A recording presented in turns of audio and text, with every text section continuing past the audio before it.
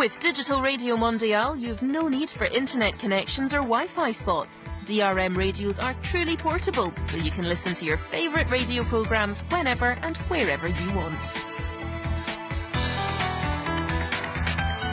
The BBC on DRM for Europe. Better radio altogether.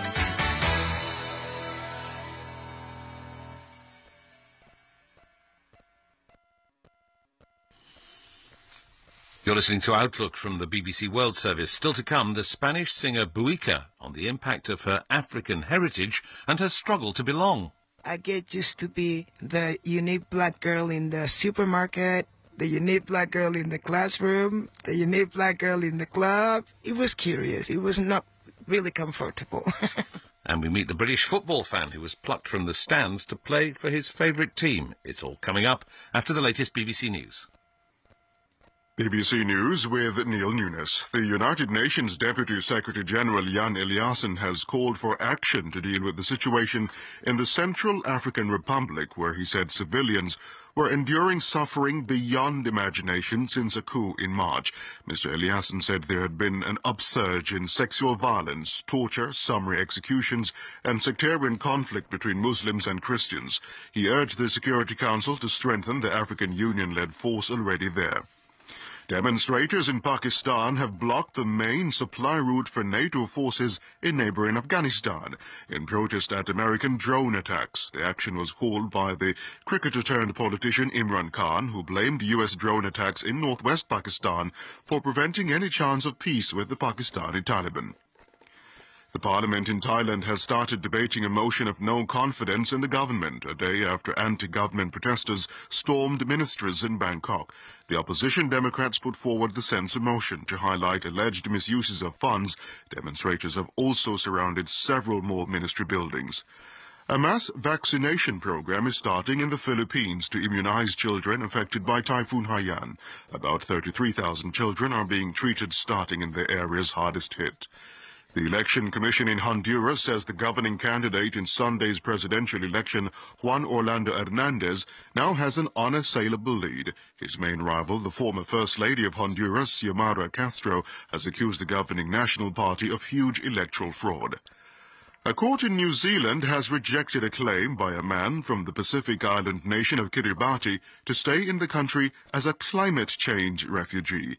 The High Court judge acknowledged that low-lying Kiribati was threatened by rising sea levels, but he said the man was not facing actual persecution back home. BBC World News.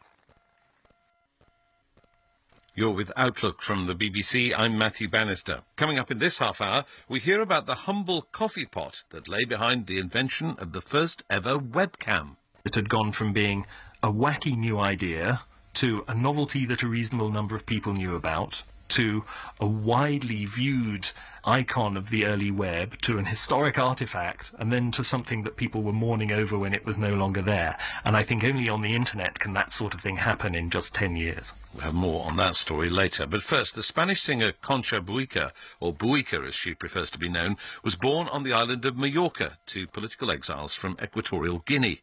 She grew up never completely sure which culture to call her own. Her multi-crossover style of music combines elements from her native country's flamenco, Mexico's rancheras, America's soul and blues, and Caribbean-style jazz. She's just released her 9th album, called La Noche Más Larga, or The Longest Night. Our reporter Mark Coles asked her if she still feels like an outsider. Well, yes, I was thinking about myself, that I was outside of my place. Because when I was trying to talk with the people around me, I normally used to say, I'm Mallorcan, I'm from Mallorca because I was born there. But the people around me used to tell me, no, you're not from here. You're African.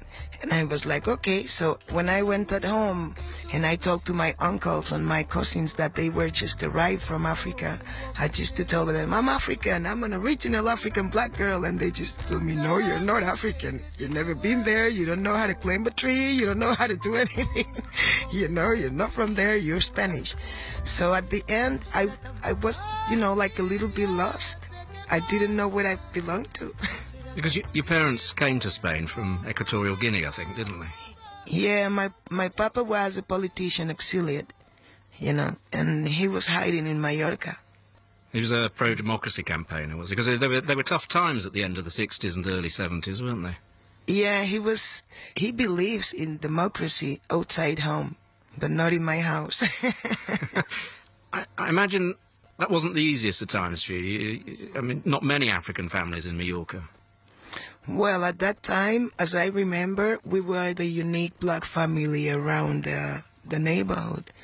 I get used to be the unique black girl in the supermarket, the unique black girl in the classroom, the unique black girl in the club, the unique black girl for a really long time. It was curious. It was not really comfortable.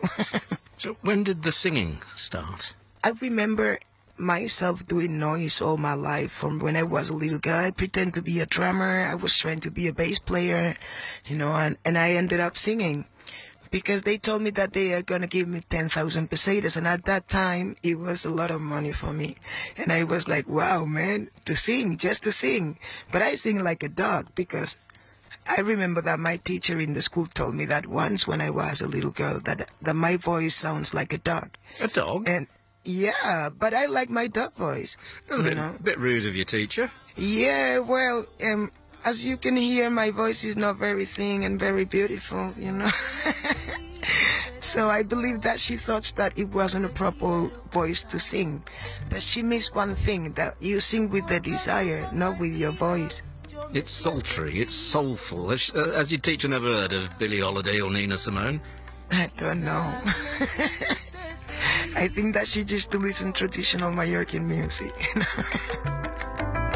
A veces siento que te angustia la